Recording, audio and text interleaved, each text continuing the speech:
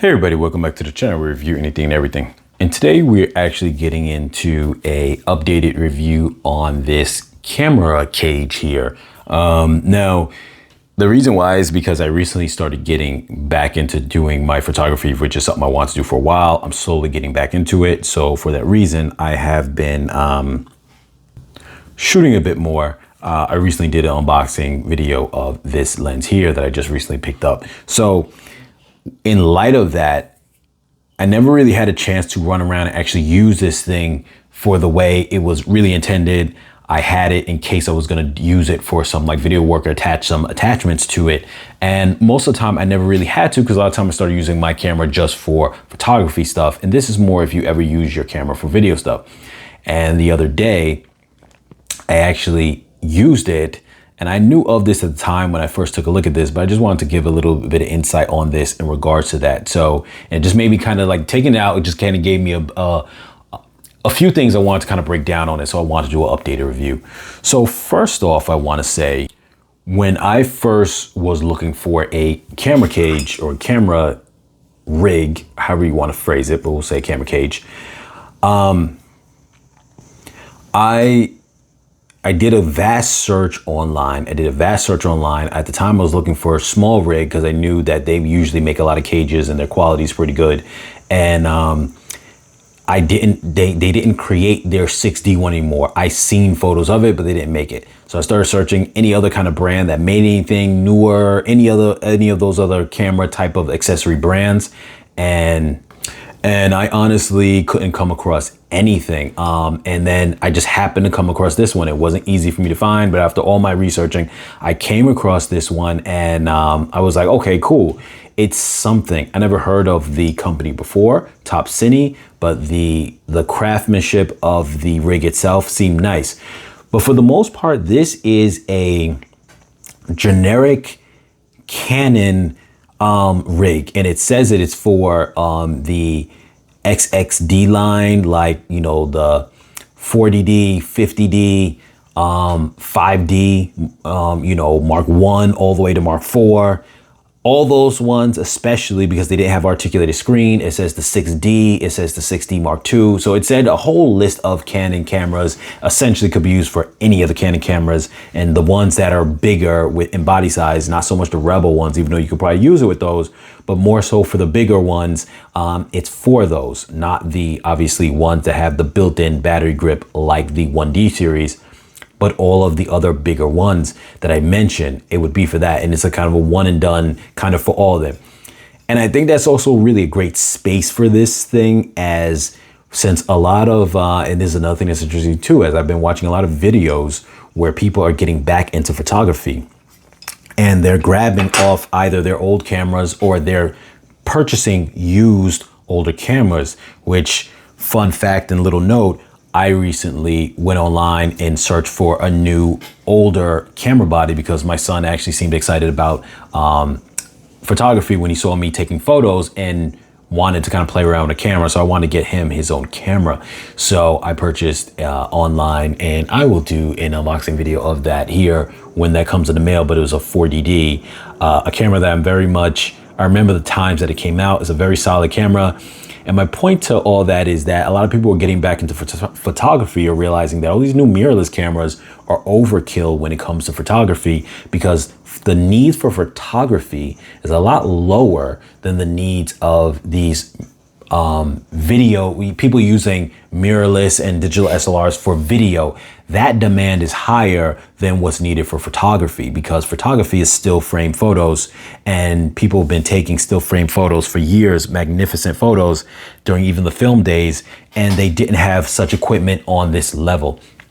But for the film, it keeps increasing simply because resolution of video keeps going up, and the demand to see that, whether it's movies, whether it's video, whatever it is, it keeps increasing. So that rat race is kind of really running its own race. And I think we're getting into a space now where people who are purely into photography are trying to separate the two, because the two were joined at the hip during the era of the 5D Mark II, in which it had video, and people started going, hey, well, I can do cinematic or, you know, cinematography type of video at a lot lower price than some 10,000 plus camera. And so that rat race was introduced. But a lot of people who are just purely into photography, especially as a hobby, are getting to that space where I can take great photos with older cameras that people have been taking wonderful photos with for well over 20, 30 years with these older cameras. And now all of a sudden, you know, we're in a space where you're going to tell me that I can't take good photos with a 15-year camera because it's just not the latest thing anymore. So a lot of people are getting away from that concept and they're getting into that. Bring me back to this right here. It's great that this is one of the only ones that are made for a lot of those older cameras if someone wants to get that. And mind you, you don't need this as much for photography, you know, unless you are mounting a couple things on it, like maybe lights and stuff like that. Otherwise, you really only need it for video more often than not. But nonetheless, some of those SLRs had video capabilities, and maybe you're getting one, you know, maybe you're getting a 5D, a 6D Mark II like this one, or even a 6D Mark I, a 7D. These all did video, even though they're maybe not, if your aim is purposely just video, they're not the greatest thing. But say if you're not doing this as a professional, their video is fine. And maybe you say, well, I want a camera rig for them where I can mount a mic on it, mount a light on it, or some kind of whatever other things, a handle. I want steadier cam. That's what you would get this for, primarily video over photography. And this is that option, the one and done. Now, the negative that I didn't point out at the time, I don't think during the review, and maybe I did, but I really want to kind of point it out now, is this right here shows that the design is really more for the 5D series or 6D Mark I, where you don't have a flipping out articulated LCD screen, because this really kind of gets in the way of that. I want to show something that I actually came across. So I was curious to know, you know, after getting in these thoughts, I was like, I wonder, is this still the only one that's ever existed out there? Let me do like a deep dive search. And I did. And I ended up coming across this. It's the only one I've seen on Amazon here. And I will put that link in the description as well. This is specifically for the Canon 60 and 60 Mark II, but I really think it's more geared towards the 60 Mark II, the camera I have here in front of you, because you can see right there is that it doesn't have that, it gives leeway for the side of the camera, which is important. Look at this photo here. It's important because now the articulating screen can come out without anything getting in the way. So it gives you kind of less protection, even though the cage is not really for protection, it's for mounting other things on it. It gives you less protection over that specific axis axes of the camera, which is that side, but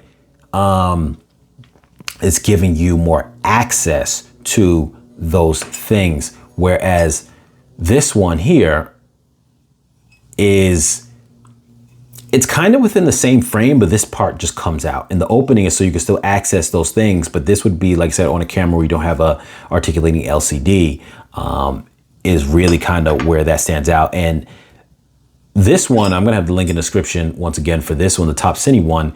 It runs you about $48, and this one runs you $54. And I actually would have purchased this one if this would have been out at the time, but I didn't see it out at the time, and I really tried to search as much as I can. Like I said, I did a deep dive search. Now, there are some negatives about this one too, I would say, and I'm just kind of going over this because it's the camera I have. So obviously, this one you could disregard if it's obviously not one of the cameras that you have. And I'm gonna dive back into the one that I'm covering in a moment, but I just wanted to point this out, that the base on this one is a lot smaller. Not a lot smaller, but it doesn't have little brackets like this one has to kind of hold your camera in from moving forward, even though obviously not going to be able to move forward because of this and because of the little screw in it. But this screw has, the one that I just showed you from the Cine one has, Topcine, I'm sorry, has a leeway in terms of how you position it. We're going to get into that in a moment. So I just wanted to show this because, like I said, at the time, this was not even an option for me when I was looking for that at the time. But I'm going to throw it in the link in the description anyway.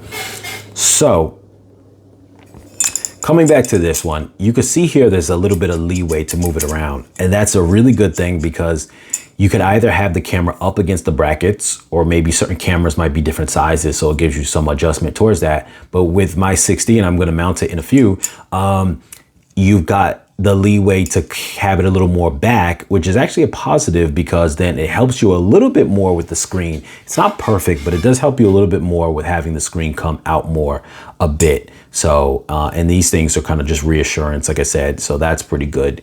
And I think it's a great, one of the only options and one of the great options for older cameras, but one of the just big negatives is that just specifically the ones with articulating screen, which is really just the 60 Mark II, is the only one within that line of that and the 60D. Well, no, I'm sorry. The 60D, the 70D, the 80D, and the 90D, and the 60 Mark II all will fall into that range of having the articulated screen, and which would be a problem with this. Okay, so I got this on, and one thing I will say too is this is kind of sometimes hard to put on if you're standing up or you have it floating. What I found a good way to do it without kind of having your camera get scratched, because I feel like these things will scratch your camera up sometimes trying to get them in here if you take them in and out often, which obviously if you're doing video work, you're not gonna you're gonna leave it in here probably all the time. If you're not doing video work, you're gonna wanna have it off of it to do photography. The day that I was using this recently, which is actually Halloween, and I actually wasn't using it for video, but the reason why I put it in here was because I mounted on top of it a phone holder where I was doing video with my phone while I was taking photos with the camera. So in that case, that's why. Now, I wanna also show, like, that's how I did it here. I held it down on the lens like this. And like once you put the body into it this way, coming downwards into it, and you're holding this, once you do that and you have the body down, now you can just hold the rig and then adjust it without having to worry about the camera shaking in on you. So here we can see how I actually have it at its furthest point back. It's not touching these parts right here. Like normally it would rest against those parts, and it fits in there pretty well too, to be honest with you. So like, I think most of the cameras will be that same, any of these Canon line cameras, which is really made for. And here you can see, so it sits back a little bit further back, not a whole lot, but a little bit further back. And this is what I was explaining before. On the bodies that don't have articulated screens, you'd have access to your wires.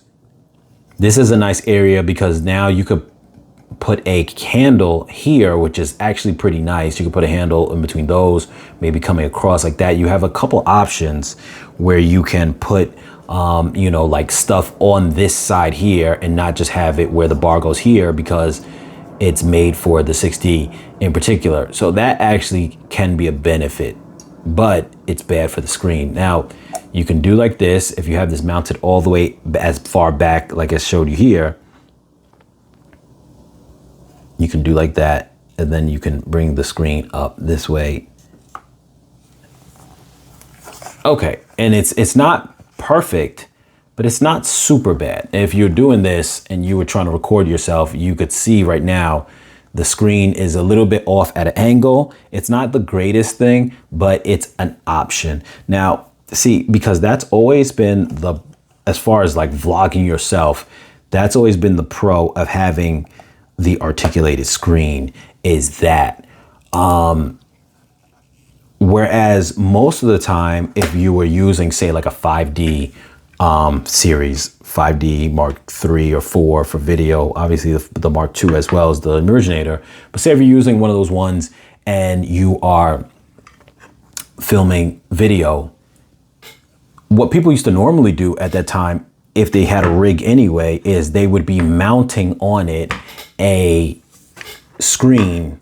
Since obviously the screen was articulating, one of the things they would actually mount on this was like a mic in one position, and you'd mount a screen on another position, which meant you didn't have to worry about that.